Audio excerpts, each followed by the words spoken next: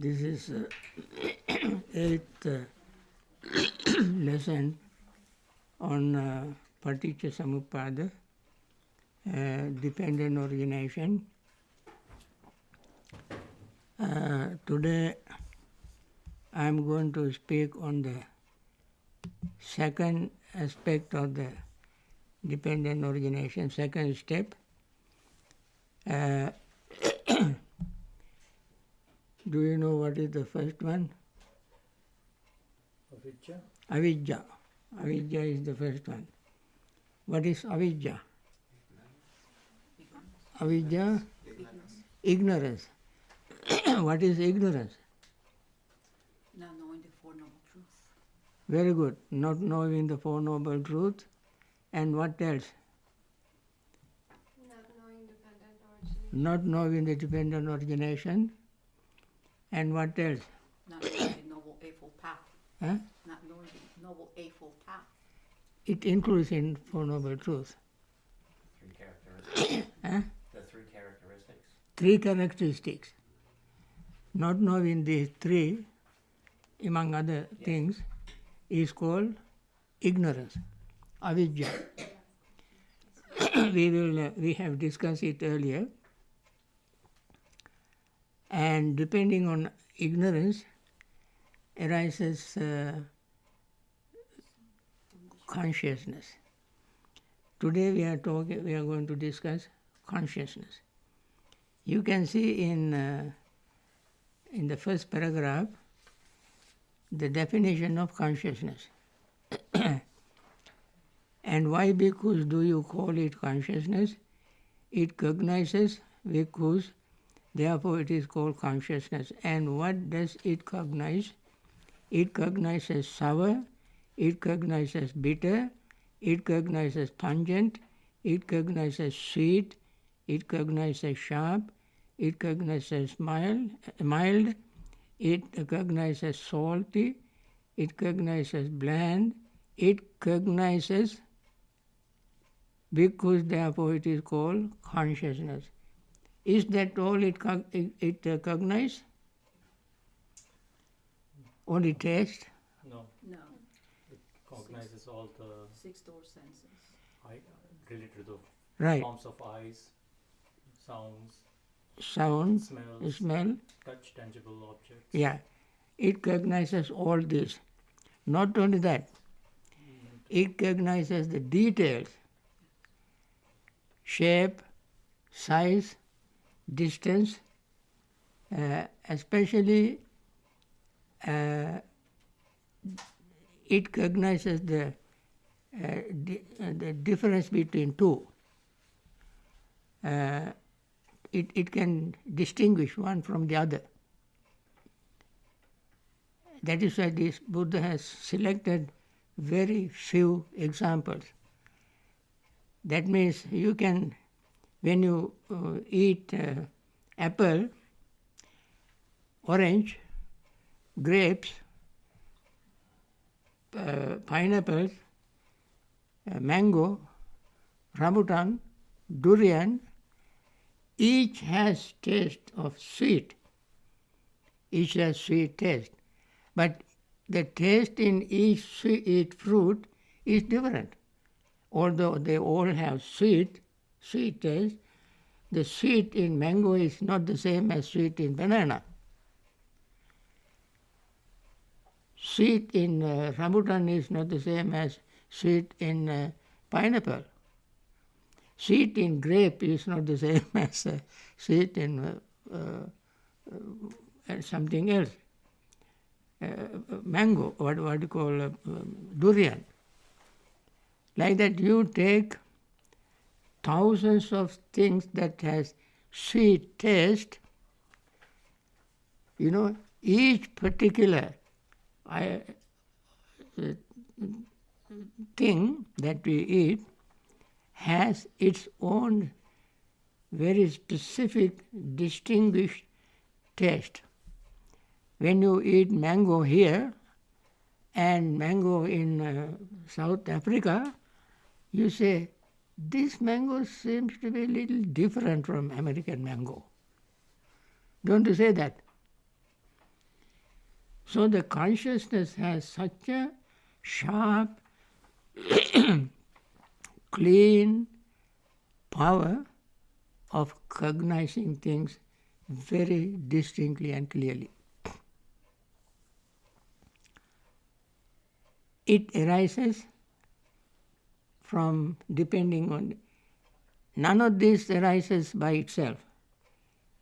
It arises, all this arises depending on what? The object and then base. The form, like suppose a taste, tongue is the base, sense base, and then there is an object of tongue.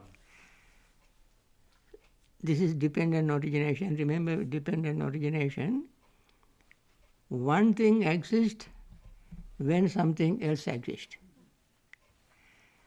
So this distinction exists depending on the climate, the taste buds, how healthy our taste buds are, how familiar we are with all these things, and so forth. So many other factors involved in bringing this particular taste. And only when those exist, this particular taste exists. When those things disappear, this particular taste will no longer be there. Along with this taste arises. When this passes away, this taste passes away. We may remember the taste of these things distinctly for a period of time, and then it fades away. And therefore,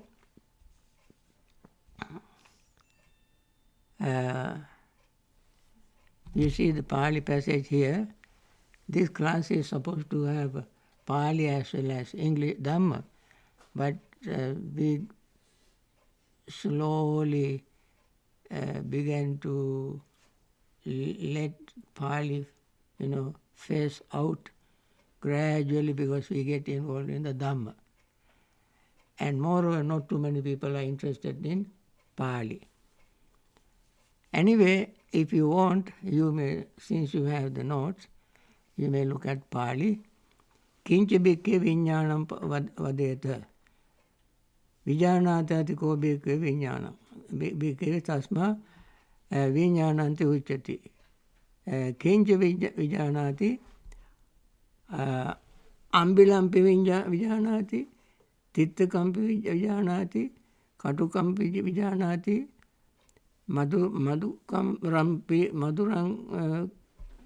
Madhukarampi vijānāti, karikampi vijānāti, and so forth. You can see vijānāti mean knowing this particular kind of akarampi, lonikampi, alonikampi, and so forth. So, now, it refers to viññāna in place like viññānaṁ anidasanam, ayusmāca viññānaṁ yadakāyaṁ jantimam, apaviddo tadaseti narattanga kalingarang, and so forth. In these places, we find the word viññāna. Because sometimes we hear the word viññāna, sometimes we see the word chitta, sometimes we see the word mano. We will discuss these things during this course. Then, when Buddha asked us to reflect on, he did not use the word reflect on viññāna. He asked us to reflect on the chitta. So in one place he used the word viññāna, another place he uses the word chitta. There are some similarities and dissimilarities as well between these three words: saññā, Vijnana, what you call Mano, Chitta and Vijnana. Now we started with Vijnana because in the dependent origination, the second step is Vijnana. So we start with that. And along with that, we will bring up the word Chitta as well.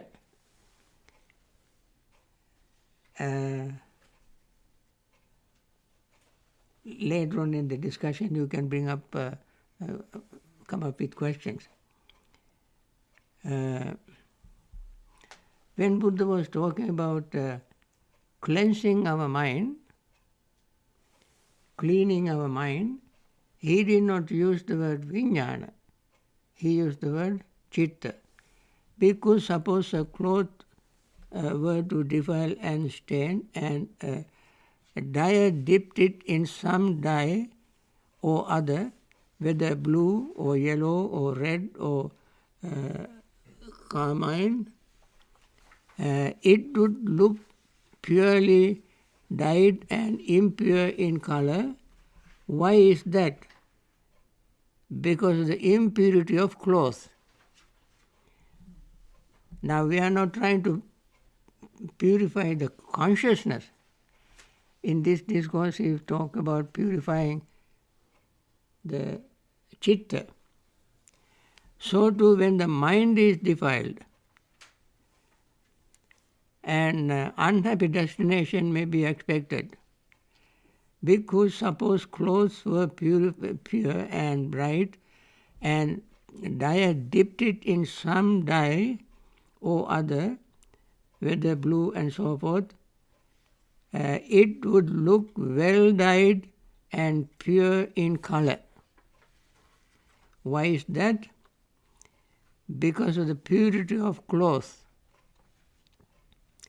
So too when the mind is undefiled, a happy destination may be expected. Now, consciousness cognizes things. The mind is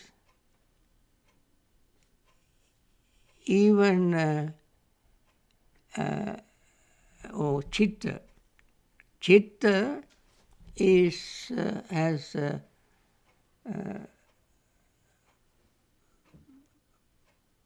possibility of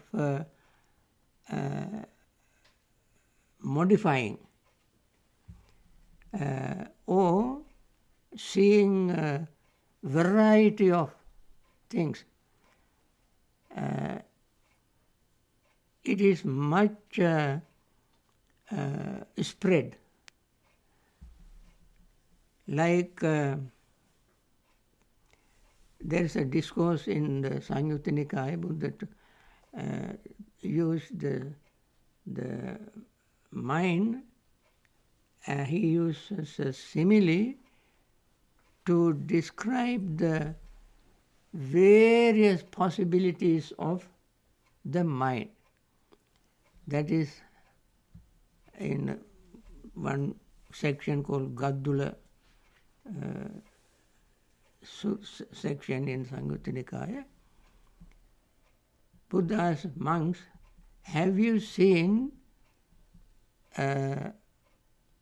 chalanang nama chittang? Chalanang nama chittang. Meaning, have you seen, chalana chitta means moving pictures. That means move in today's time, movie. Have you seen a movie in today's terms? Chalana chitta means those days the people made pictures, variety of pictures, and take to various places and have a show. That may be that kind of pictures. But Buddha asks, have you seen this kind of movie? And that movie or picture is also made or created by chitta. The word chitta is used for both a picture as well as the mind. This is not a play, this is not a pun on the word, but this word is used in two places for two different meanings. Chitta is the mind, and the picture made by the mind also is called chitta. But the chitra, the picture, has so many pixels. Millions and millions of them come together, dots, and make a picture. So the mind is so powerful that it can make that picture like that, to look like a real picture. Real, when I have seen many beautiful pictures people drawn. When I was in Vatican, I saw Michelangelo's picture, the painting. From a distance, I was walking with somebody from a distance. I said, "See that statue?" He said, no, that is not a statue, that's the picture. Because it looks so three-dimensional, so powerful, I thought it was a statue. It was not a statue, it is a picture. How this mind, how powerful his mind was to draw that, to make me deceive me, to make me and many other people believe that it was a statue. The mind is like that. So Buddha said, mind is even far more powerful than this picture. Then he said, when we think of animals, in the animal world, animals have so many varieties of animals, species. It's countless species of animals are there. Buddha said, mind is still far more various than these all kind of animals. So it is this mind, this chitta, that has to be purified.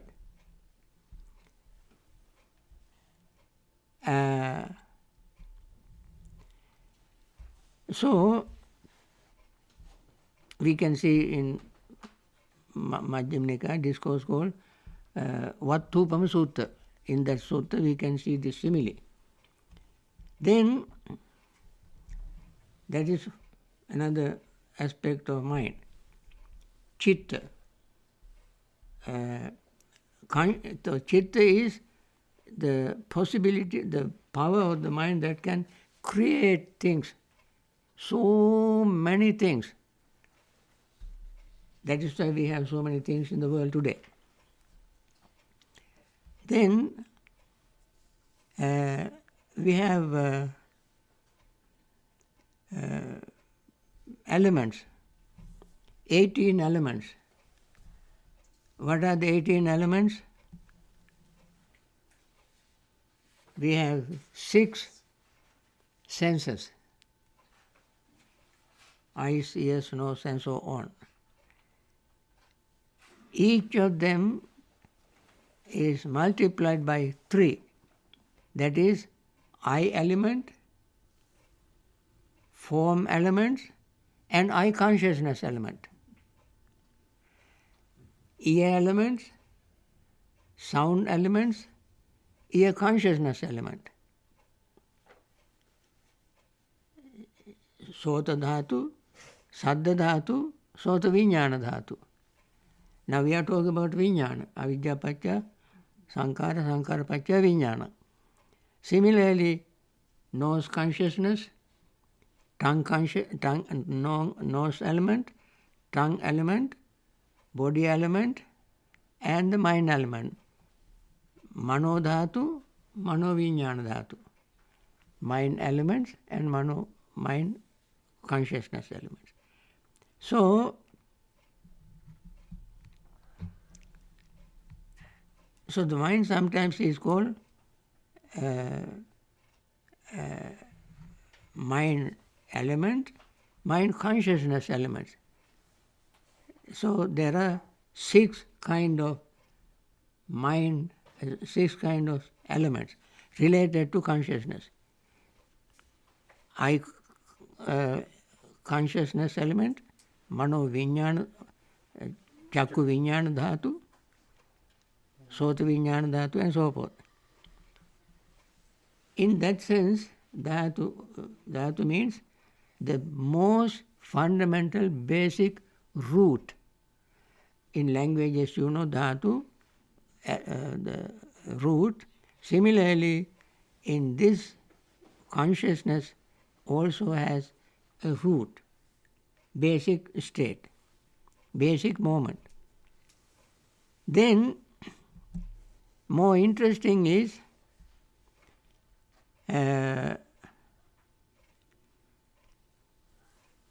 we discussed Mahanidana Sutta. We did not discuss Mahanidana Sutta, did we? In the beginning, I think we started with that Part of only. it. Huh? Part of it at the beginning. Yeah, part of it. But Mahanidana Sutta is another very important discourse on dependent origination. In that dependent origination discourse called Mahanidana Sutta, Buddha said that with conditions, with consciousness as condition, there is mentality and materiality. I think we discussed that.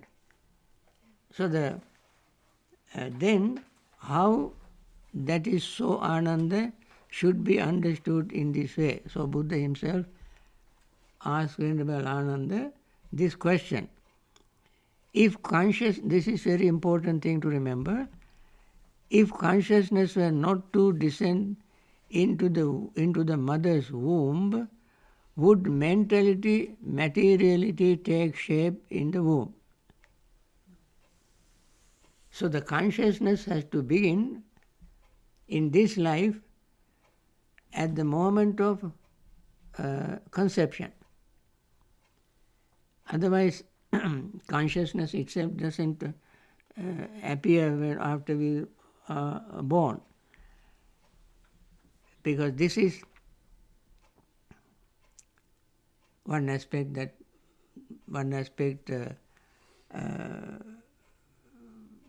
sort of controversial point regarding rebirth.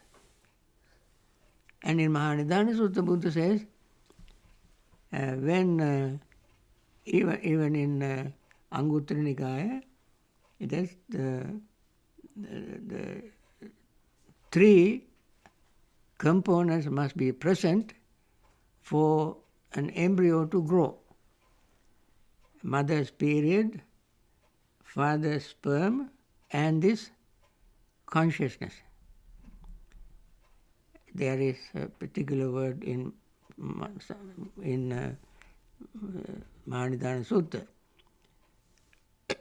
So Buddha questioned, if the consciousness does not descend into the mother's womb, mentality, materially don't grow. What is the mentality? Mentality is like feeling, perception, Contact, and then attention or attention. No.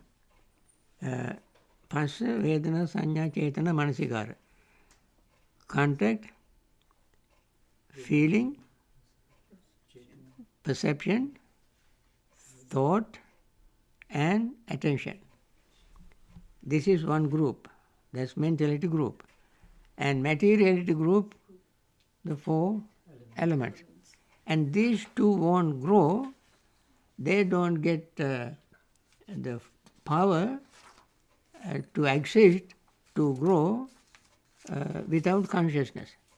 So the consciousness, when consciousness appears, they grow. So Buddha asked Venerable Ananda, if consciousness were not to descend into the mother's womb, would mentality materialities take shape in the womb? Answer is certainly not, Venerable Sir. If after descending into the mother's womb consciousness were to depart, would mentality materiality be generated into this present state of being, what we are called being now? With regard to being, satta,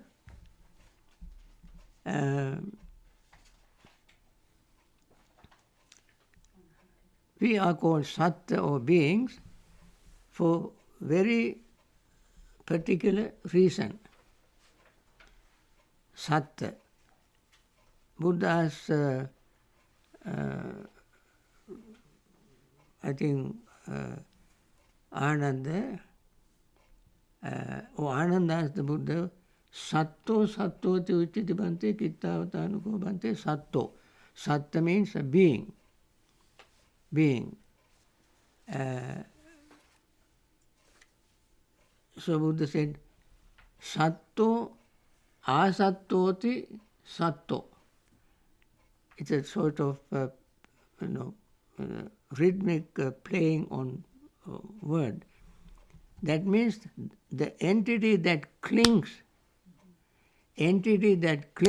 to something is called satta. Cling to what? Rupaya sattati, Vedanaya sattati, Sanyaya sattati, Sankhara sattati, Vijnanaya sattati. The one who clings to these 5 aggregates is called satta. The being, that the entity that clings to these 5 is called satta. And this name for this entity takes from the word clinging. Clinging. So, that being will not cling together without ignorance. So ignorance also plays a very important role along with consciousness to make a being. Then, therefore, Ananda, there is the cause, source, origin and condition for mentality and materiality, namely consciousness. And so forth. In that discourse, Buddha mentioned consciousness is the driving force or the power or the force that gives life for a being. So,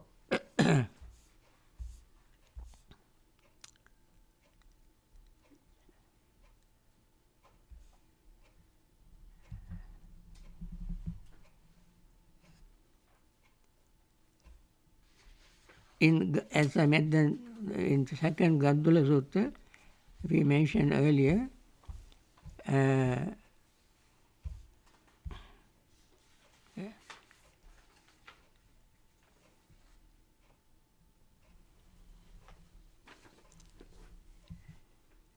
this combination, and then we go to the next section,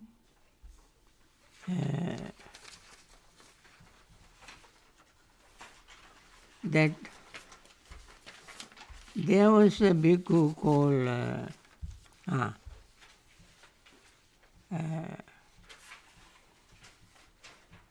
there was a bhikkhu called Sati in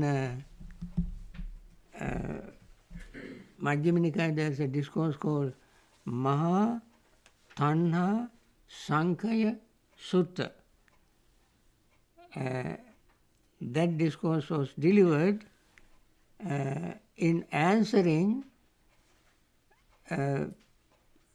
or clarifying a pernicious view of Venerable Sati. Sati believes that the same consciousness goes from life to life.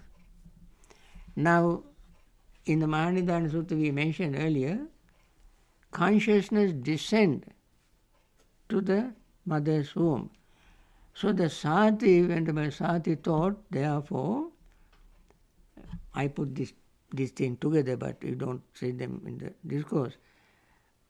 Because as the Buddha said, consciousness descends to the mother's womb, Sati thought that the same consciousness moved from life to life. And he went spreading this news around, and then other bhikkhus tried to persuade him not to believe that, because that is not what the Buddha taught. But Venerable Sati did not give up, so they brought him to the Buddha, and the Buddha asked Sati, where have you heard me tell people that the same consciousness, remember the word same consciousness goes from life to life?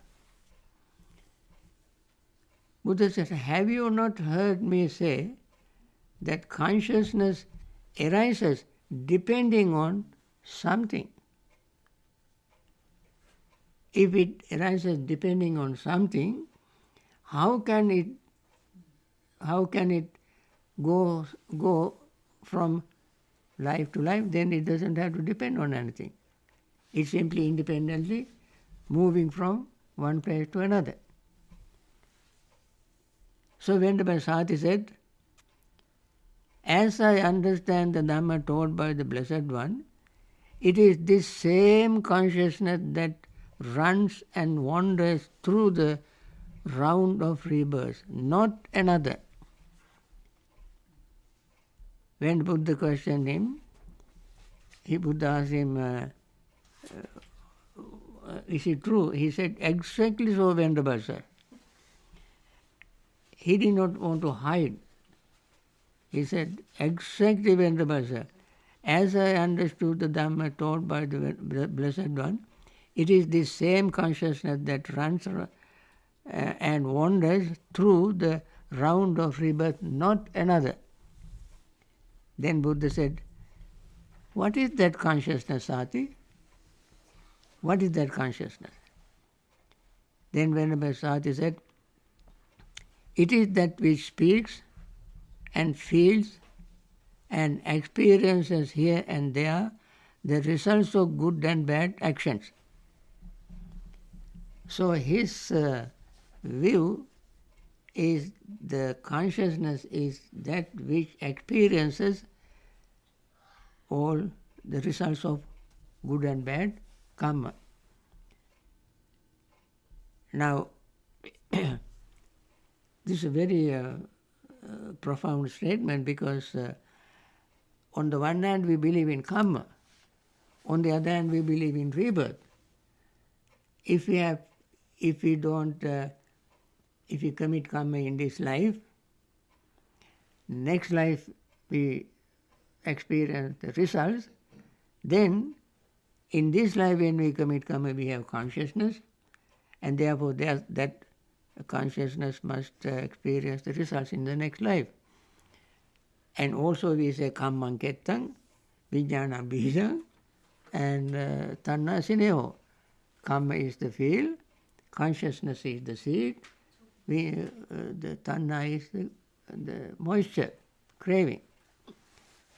Now, when these three put together, if the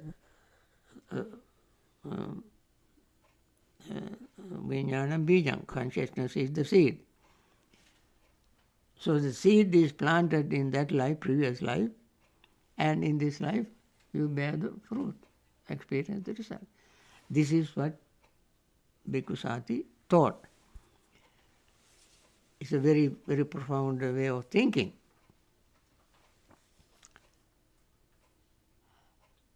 But it contradicts Buddha's teaching on dependent origination, contradict the teaching on impermanence, contradict the teaching of a cause and effect. Therefore, Buddha asked him, misguided man, to whom have you ever known me to teach the Dhamma in that way? Have I not stated in many ways consciousness to be dependently arisen?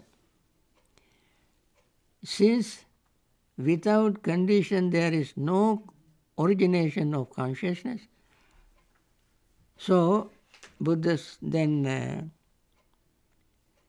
he said, for this will lead to your harm and suffering for a long period of time. For holding this wrong view, you continue to exist in samsara without getting, because there is no way to get out of this. If you hold on to this view, there is no liberation. This Buddha's teaching is the teaching of liberation. In many places he said, I teach suffering and its end. If you hold on to this view, you will never end suffering. You continue to have it.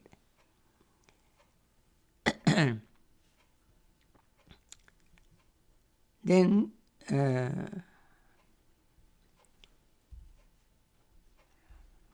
so Buddha said, because consciousness is reckoned by the particular condition dependent upon which it arises.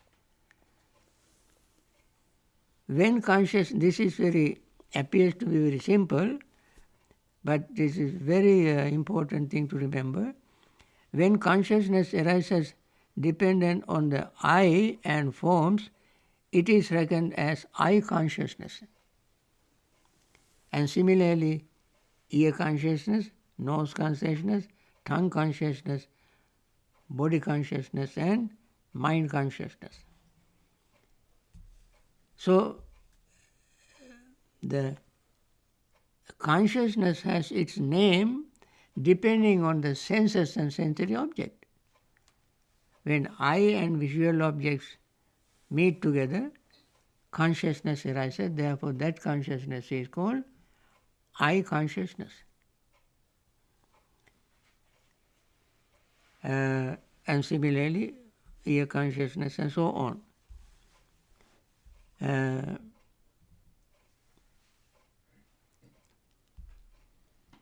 So Buddha wanted to prove in this life the consciousness arises depending on. So example, he has given other example like fire. Fire, when house is on fire, this is called house fire. When the kitchen grease is on fire, it is called grease fire. When forest is on fire, we call forest fire. Like that, the same fire gets its different names depending on the fuel upon which it burns. So, Bhante, just to make sure I understand correctly, so the wrong view of Bhikkhus Sati, for him, he would have said the kitchen fire keeps on coming back, incarnating, instead of understanding that it's the fire taking different aspects based on what it is? Yeah. The Sati's problem was that the same consciousness migrate from life to life. If he says that, then he contradicts the teaching of anatta, anicca, dependent origination.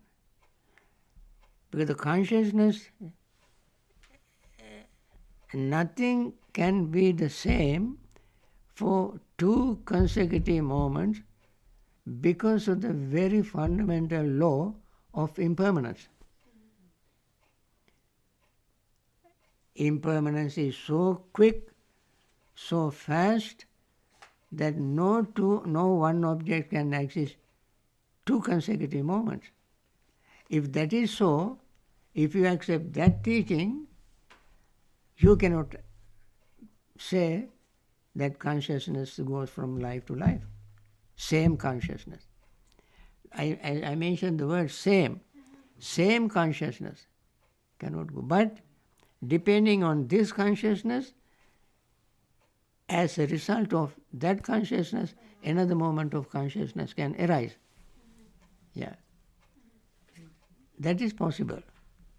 So maybe Bhante Sati had a wrong view about not continuing. He thought that that consciousness is static, as opposed as keeps going. The impermanence, the law of impermanence keeps going.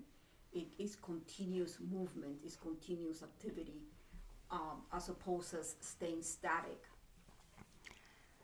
No, he used the word same consciousness. But that's what I'm saying. He thought it was that static. Right. It was the same, as opposed as it keeps renovating itself. It keeps, renovating, modifying, with constant movement. Right. Constant movement. Right. Okay. Right. Thank you, Bhante. So, you can see that example for not transmigrating consciousness from life to life. So, consciousness does not transmigrate from one sense door to another sense door, let alone one life to another life. But from one sense door to another sense door, meaning I consciousness can never arise in ear. I consciousness, I does not tell the ear, I take little rest, you take my place. I cannot say to the ear. I consciousness, although these senses are so close to each other, they cannot transfer from one sense to another. Right? Tongue consciousness cannot go to nose consciousness and do this tongue consciousness function through the nose. So they all have their own separate, distinguished name and consciousness. This means when conditions come together, I consciousness arises. When those conditions disappear, I consciousness disappears. And it does not migrate to ear door or nose door, or when some other doors. When consciousness does not migrate from one faculty to another, how it migrates from one existence to another existence? This is in Mahatanna Sankhya Sutta Buddha mentioned. Consciousness changes so fast that the Buddha could not give even example to show how quickly it changes. Not even example Buddha could give similes, examples to explain things when something is very complicated. But for this consciousness changing so fast that he could not even give an example.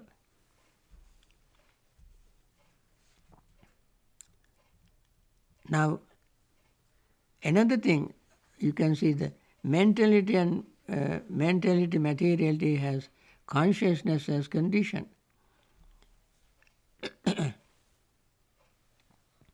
It also mentioned in the Mahanidana Sutta, mentality, materiality has consciousness as condition, Venerable Sir. Thus we take it in this case with consciousness as condition, mentality and materiality. With formations as conditions, consciousness arises. So it was said, now because does consciousness have formations, conditions or not? Formations as conditions or not? Or how do you take it in this case? consciousness has formation as condition, Venerable Sir. Thus, we take it in this case, with formations as condition, consciousness arises. That means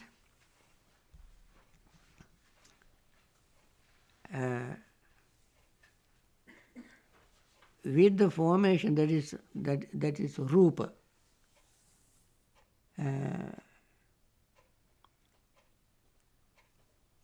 with the formations as condition for the consciousness to arise. Consciousness does not arise by itself. Mentality and materiality must support consciousness, and consciousness must support mentality and materiality. When consciousness is withdrawn, both mentality and materiality also will withdraw.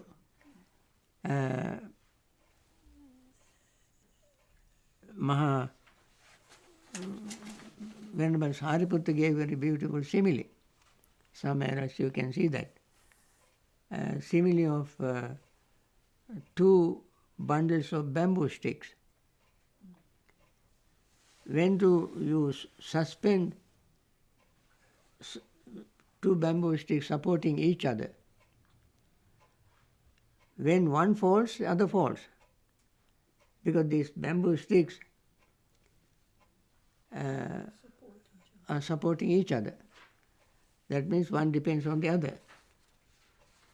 And he uses the word bamboo stick instead of any other solid sticks, because bamboo inside is hollow, empty. Similarly, mentality group, there is no permanent entity. Materiality group, there is no permanent entity. Both are empty of self. In order to show that, he uses these two bamboo sticks. So mentality support materiality, materiality support mentality. But consciousness, I mentioned it somewhere, consciousness swing between, like a pendulum, from mentality to materiality. So consciousness in any part of these two, for instance, in mentality, contact, feeling, perception, volitional formation, and attention. Contact cannot arise without consciousness, right? Tinna sangati phasso. Eye, visual objects, consciousness and contact. Consciousness must be there. Ear, sound, consciousness and contact. When contact arises, consciousness is there. When the feeling arises, consciousness is there. When the perception arises, consciousness is there. And so forth. In materiality group, if any of the materiality factors arise, consciousness is there. Similarly, materiality factor, form,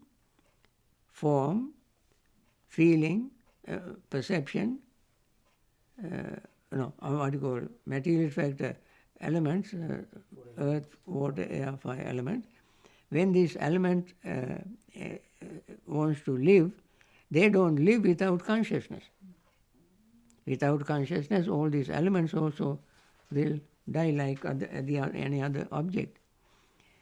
Moreover, in dependent origination, we always must remember we are referring only to living beings, not other objects.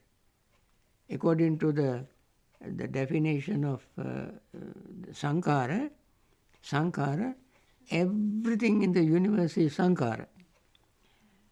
But in dependent origination, Buddha specifically focused the mind only on living beings, because these are the beings that have suffering, not other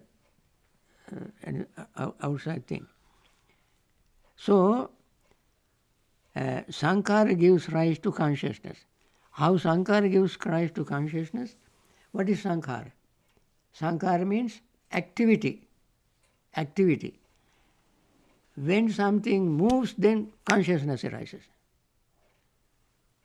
If something does not move, does not active, it's simply dead, consciousness does not arise. So Sankhara Paccaya Vijnana. Activities, now we say ignorance. Ignorance is related to the mentality. Ignorance is part of mentality. And this mentality is not alive without consciousness. And when this particular aspect becomes active, consciousness arises.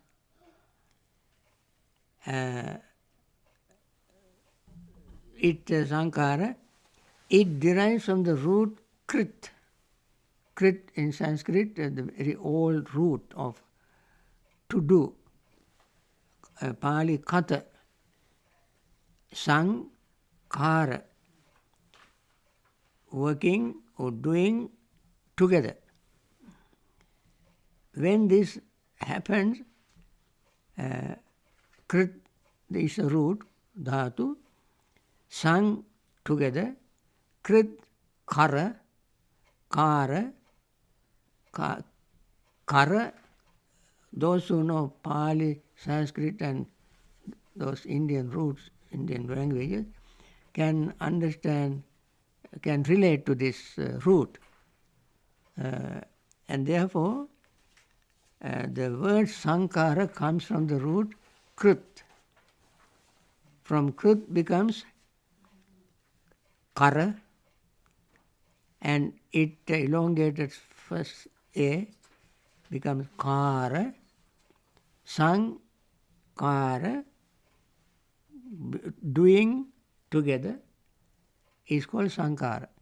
That means conscious, the mentality or consciousness and the ignorance work together to make sankhara. So that means movement. As soon as movement occurs, consciousness arises right there. That is why eye consciousness with the movement of the eye, when the visual object is present, activity begins, then consciousness arises. When sound is hit our eardrums, then activities take place inside, consciousness arises. When the molecule of anything smelling, odor, goes to the through nostrils, then inner nose buds, whatever you call it, begin to activate, then consciousness arises. When we put food into the mouth, our salivary glands and inner want to taste bud, whatever, becomes active, then consciousness arises. So as soon as the activity takes place, consciousness arises. So, I mentioned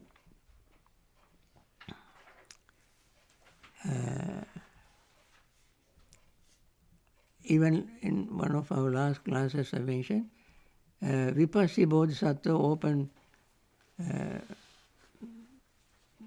wisdom from mindfulness. He went from birth, death, as mentioned in the dependent origination. He started with the death, birth, clinging, craving, and so on, backward in a dependent origination. Came all the way to Namarupa. Went all the way up to Namarupa. And then he said,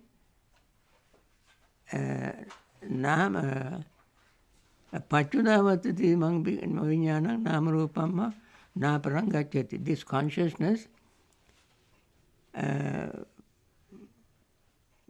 consciousness returns from mentality and materiality, it does not go beyond that. So consciousness cannot go beyond mentality and materiality. Wherever it goes, it finds either mentality or materiality. Therefore, consciousness cannot exist by itself, mentality cannot exist by itself, materiality cannot exist by itself. All these three must work together as a buddies, as a team. So then he went from reverse order of dependent origination, and when he came to consciousness, he saw with the mindful reflection. With the cessation of consciousness, mentality, materiality ceases, and with the cessation of mentality, materiality, consciousness ceases, then all the rest of the 12 aspect of dependent origination ceases. And then through this training, he discovered a special path. What is called that? What is that path? The dependent origination? Links? 12 links. He discovered the Vipassana Magga. Insight. Vipassana Magga. Through the dependent origination, he discovered insight path. Through training, he discovered that path to awakening his mindfulness. That is how he opened his, he attained enlightenment. Not after attaining enlightenment, he discovered dependent origination. By going through the dependent origination, he discovered mindfulness, and using mindfulness, he attained enlightenment. What do we see in mindfulness? That cause and effect. Cause and effect. Like because of what, like what will happen, linking, like connection between the two, between influence. Connection between these two, dependent origination, meaning that they don't exist forever. They all change so quickly. As I mentioned, the mind changes so quickly, Buddha even could not find an example or simile to show the speed of the change of mind, because of the change is taking place so quickly. That is the Vipassana Magga. You must see impermanence. I use the word impermanent for the change. Is the discovery of Vipassana training. When we practice Vipassana, what we see is the change, impermanence. And he saw it.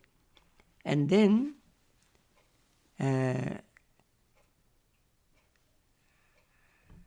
not seeing, as we already mentioned, not seeing this whole process, the conditionality of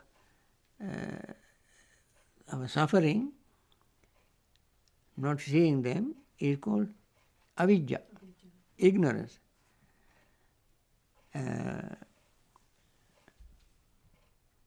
And mutual support of ignorance,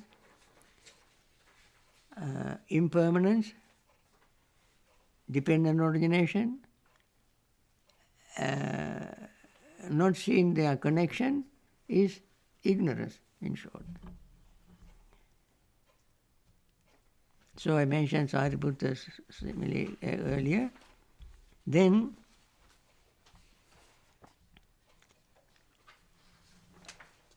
okay.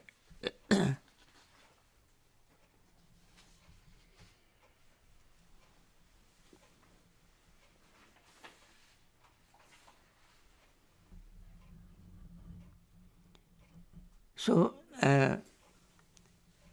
through consciousness, though consciousness is present in every thought, perception and feeling, it does not have an independent existence. Consciousness does not have an independent existence, as Venerable Sati misconceived. In fact, we don't notice consciousness at all until it meets with an object. Even though consciousness exists in us, we are totally unaware of consciousness until senses meet with an object.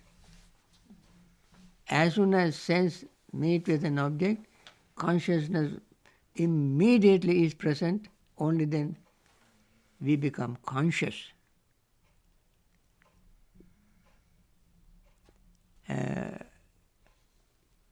And therefore consciousness, as I said, depending on six senses and their sensory objects.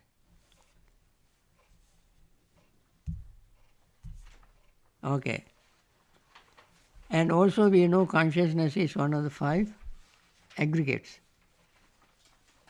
form, feeling, perception, thought and consciousness.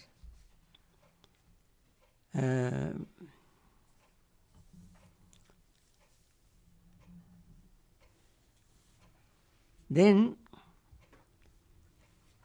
we also learned earlier, consciousness is one of the four nutriments. Do you remember the four nutriments? Food and contact. Rasa, Vedana also, and then No. Ahar. This is the benefit of learning Pali. Kavalinkara, Passahara, Mano Sanchetana and Vijnana. Vijnana is ahara. Ahara means food.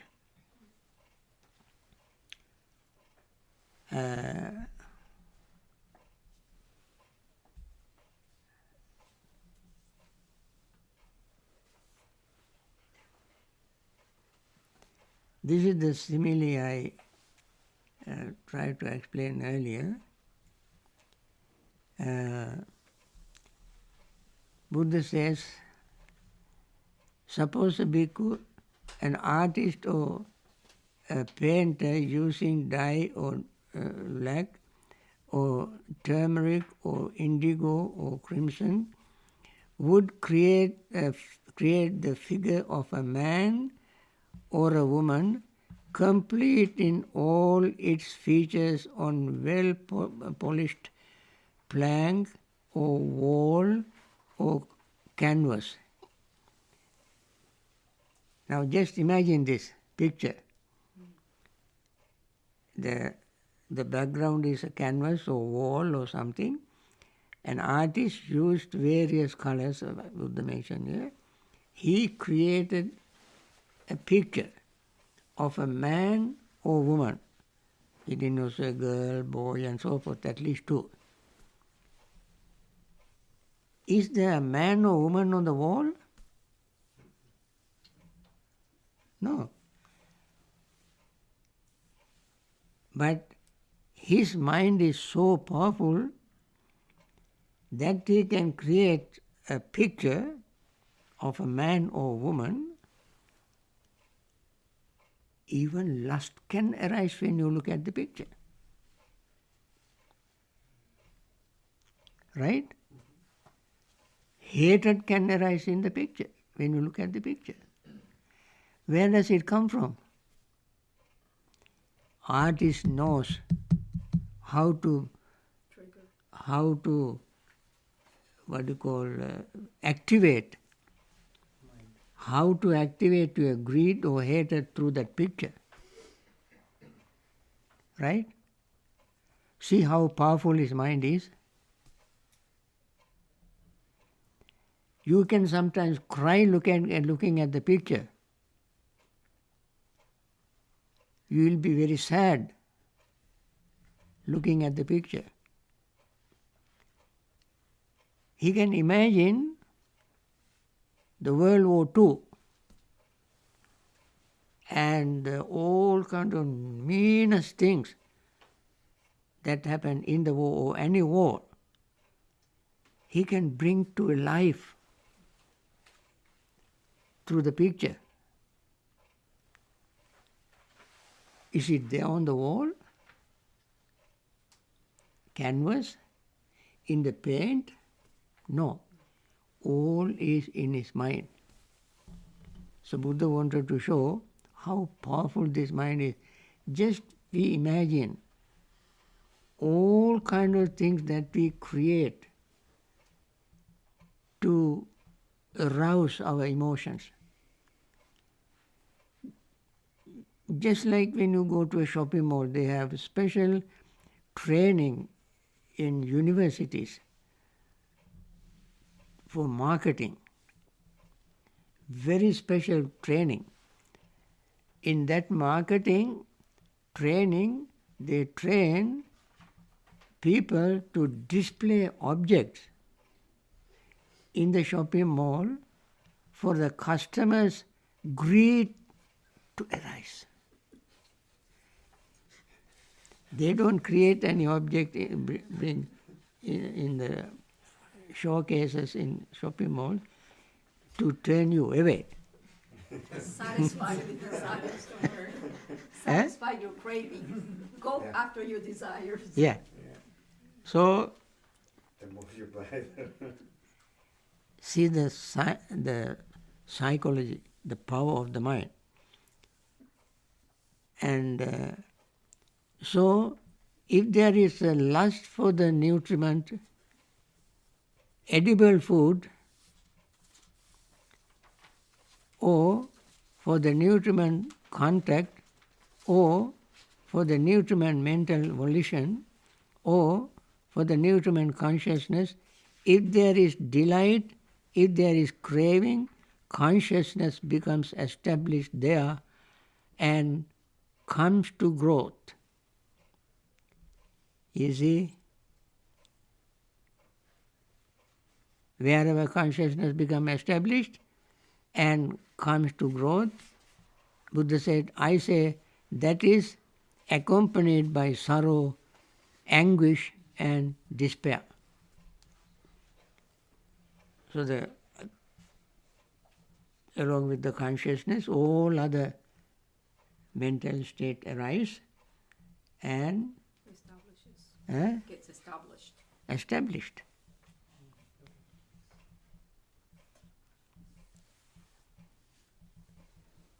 So this is how the food, material food,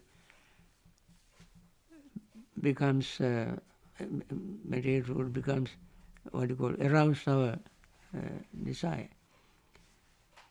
Buddha said, if bhikkhu there is no lust for the nutriment edible food, or for the nutriment contact, or for the nutriment mental volition, or for the nutriment consciousness, if there is no delight, if there is no craving, consciousness does not become established there and come to growth. You see?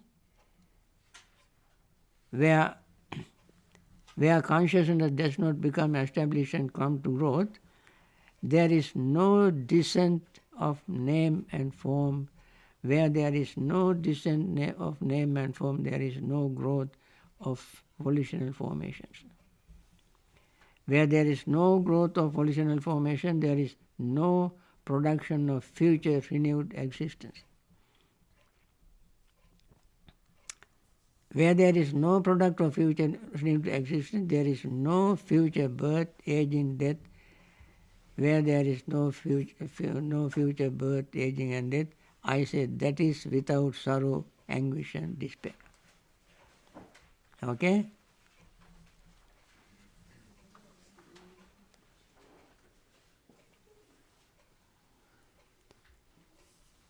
Bring up another beautiful thing. Suppose bhikkhu there was a house or a hall with a peak roof. Just imagine this. With windows on the northern, southern and eastern sides. Now, house with a peak roof, and then windows on north wall, south wall and eastern wall. When the sun rises and a beam of light enters through the window, where would it become established? Now, in the eastern side, there's a window. Western side, there's a wall. When the sun rises, where the light falls? On the western wall. On the western wall. If there are no western wall, where would it become established? On the ground. On the ground, on the earth. If there were no earth, where would it become established? On the water. Okay? If there is no water, where would it become established? In the air. It would not become established anywhere wherever it is. And so too, because if there is no lust for the future, for the nutriment edible food, for the nutriment contact, nutriment mental formations, nutriment consciousness does not become established there and come to growth. So, the consciousness, the material food does not have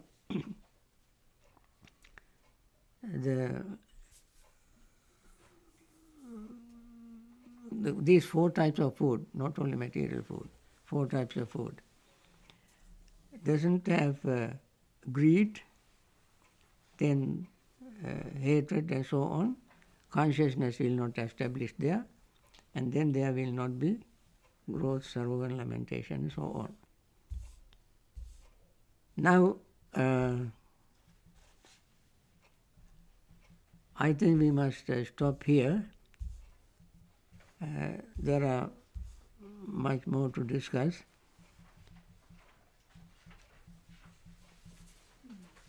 In the Samyutta Nikaya, consciousness is compared to magic show. Mayupamacha Vijnana.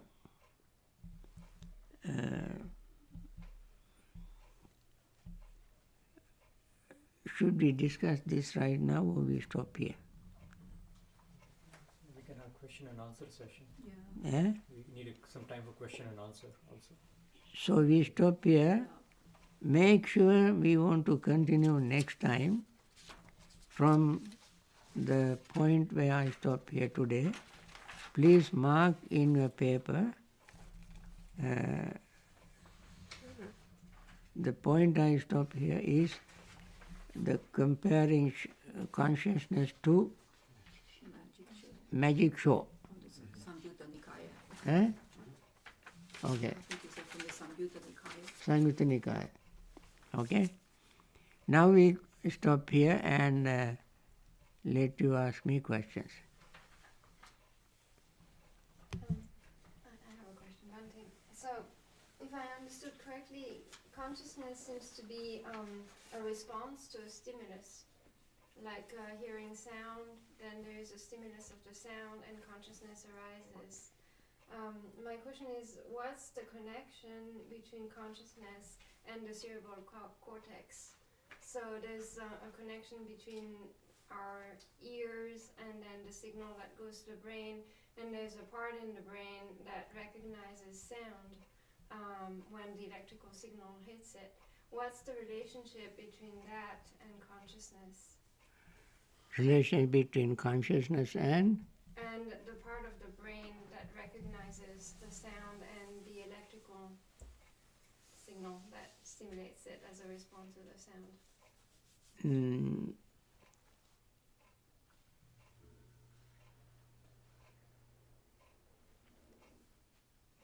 The previous training, the mind is trained from for long period of time to recognize something, and when consciousness arises,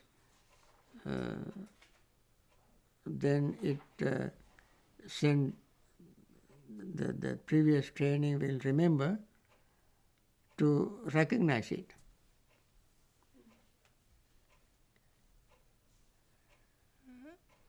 Otherwise, there is no way to recognize it.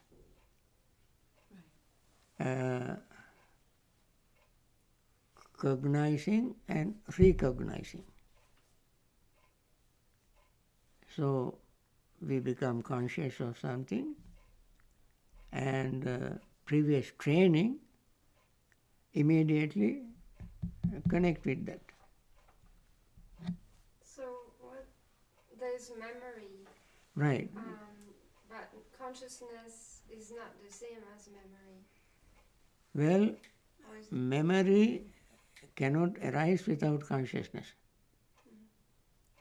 As soon as memory arises, consciousness arises. Memory depends on the intensity of the incident or experience, pleasant, unpleasant, and the healthy, unhealthy, distance, and so forth. Various factors involved in the memory, and each of them has the consciousness is involved in each of them. It is very, as we mentioned earlier, the mind is so powerful that even though the time is past, we even can remember, we may not have a clock or anything in our hand, but when the mind is healthy, even the very moment you experience something, as you remember it, you even remember the very moment that it happened. And that moment you become conscious.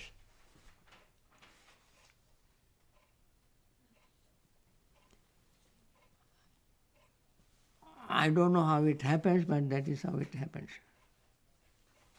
But through our insight, we can see that moment, right? Like that's the part of the Vipassi Buddha or something, is like when we see that consciousness getting established, but also then we see that how that consciousness gives rise to another consciousness. It's not the same. But Not the same. Yeah. It's not the same. That's what the impermanence, that's what you discover through the practice.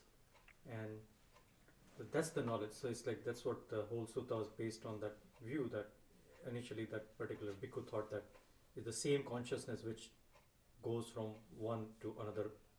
There is something sameness is there. Even I got confused, like it looks very, very valid question, because that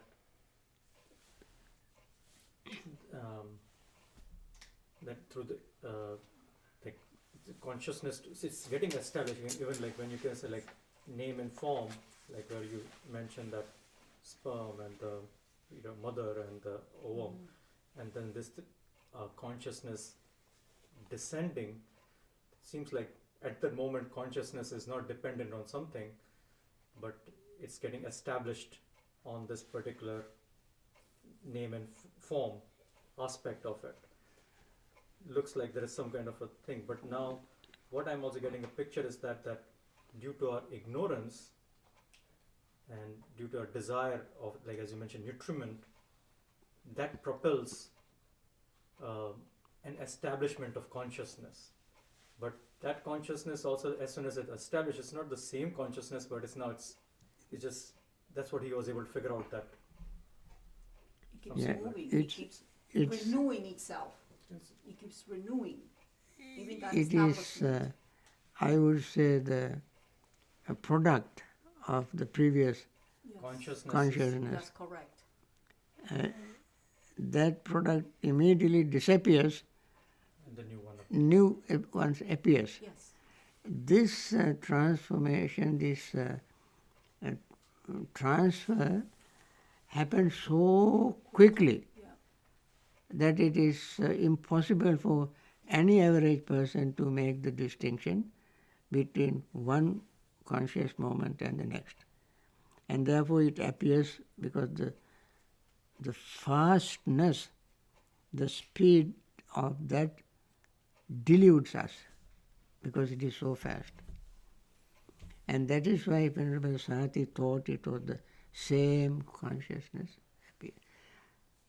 The word same is not used, cannot be used for that kind of mental states. Bhante, I have a somewhat related question to memory. So, going back to this definition at the beginning, I find it slightly confusing because I'm recognizing something as pungent or sweet or recognizing the taste of a fruit or something. Isn't this facilitated by sanya, perception? Isn't that what? Isn't it because of sanya that we recognize something from our previous experience? Yeah, sanya In everything. is recognition. Sanya cannot function to recognize anything without consciousness. And therefore consciousness is involved in even sanya. Yeah.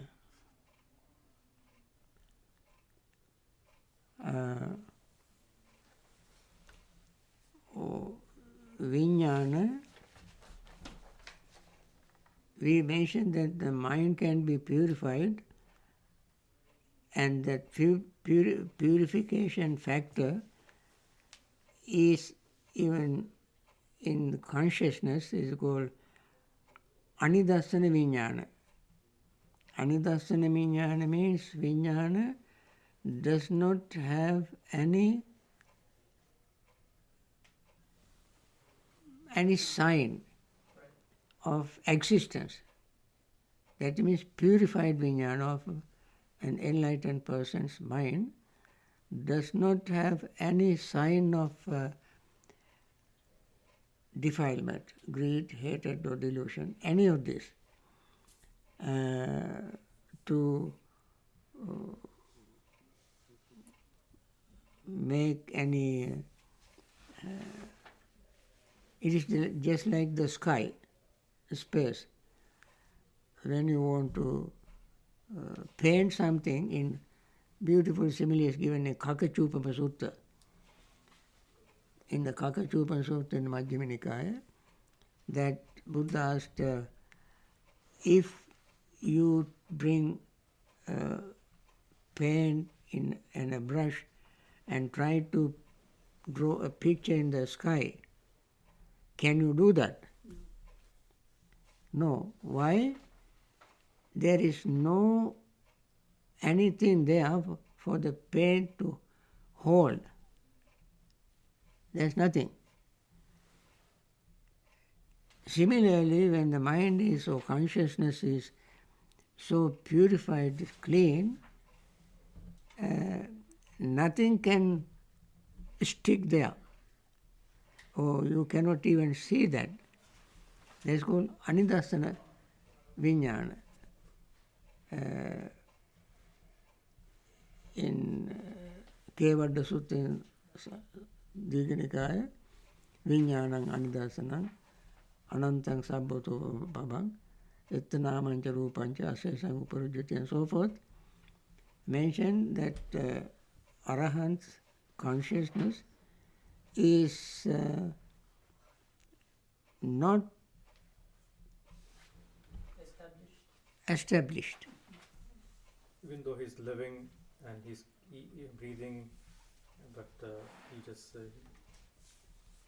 he doesn't get, even though his consciousness is arising within him when he's tasting, smelling, seeing, but he doesn't cling to it. That's what idea is that, There's no footing. There's no footing. No. Nothing. supports it. because of clinging, it allows the opportunity to consciousness to again generate new consciousness. Right. He can see it arising and passing, just kind of whatever next thing happen, let it happen. It doesn't cling to it. Doesn't have a cling to greed anything. Yeah. of a certain thing or hatred towards certain thing. So he doesn't delight, so it doesn't. Mhm. Because the Arahant has the same 5 aggregates, but it's the clinging that is not there. Yeah. It's not that. So when They have- So it's Sure, they have aggregates, but they are not, as I said, they even are not qualified to be called satta, as I mentioned earlier. Satta means clinging.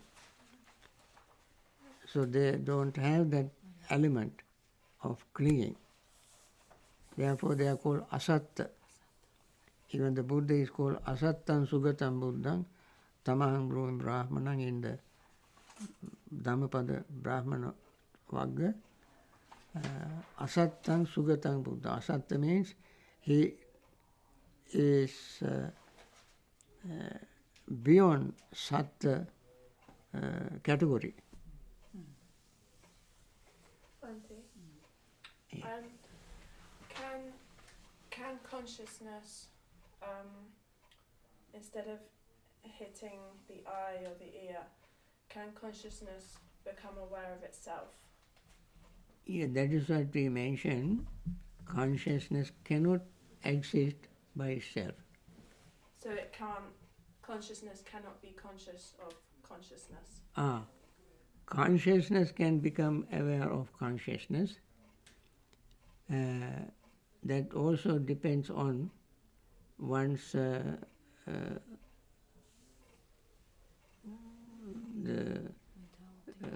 clarity and purity of consciousness.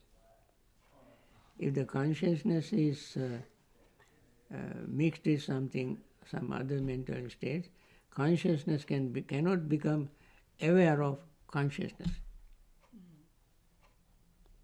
Yeah, Patrick? Yeah. Awareness. To know this, you would know this in meditation through meditative awareness, right? So consciousness arises, changes, or passes away. The awareness of that, when you see that with insight, that awareness is not consciousness, right? That awareness is consciousness. You know, in meditation, we want to mention it later on, we will discuss this next lesson. There is a whole section in Satipatthana Sutta called mindfulness of consciousness. Kaya-anupassana, Vedana-anupassana, Chitta-anupassana, Dhamma-anupassana. Chitta is consciousness, third part. Even there, you don't become aware of pure consciousness. You become aware of consciousness through mental states. Saragan chittam pajanati, vitaragan chittam pajanati. You become aware of consciousness with greed, consciousness without greed. So through the certain mental factors, you identify consciousness. That means this consciousness is affected by, obsessed by such and such mental state. So awareness in mindfulness training is the awareness of mental state, various mental factors arising in the consciousness. Another thing, mental factors cannot arise without consciousness. No consciousness can arise without mental factors. There is no such thing as pure consciousness. But when we keep purifying our mind, removing all its stains and defilements, then we come to a state of consciousness, that is what is called established consciousness or the Arahant's consciousness. Until such state, consciousness has some mental factors. Even in Arahant's consciousness, the various sensory objects, he become conscious of various sensory objects. What he does not have is the impurities, defilements in that consciousness. And therefore it is not, you cannot find it.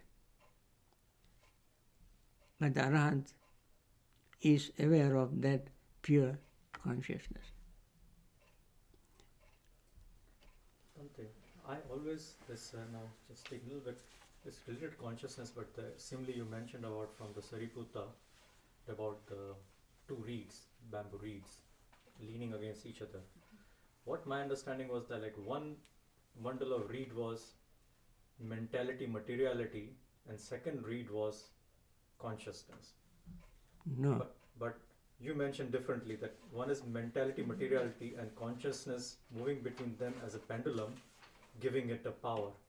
So that was very illuminating for me because I always thought in that way.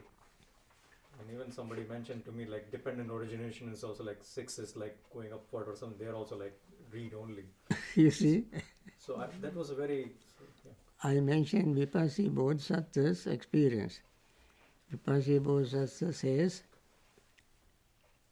Pachudavatati imang viññāna nama rupamha, na parangacchati, nama rupa, mentality and materiality. Consciousness moves back and forth between these two. Pendulum. It cannot go beyond that. Right.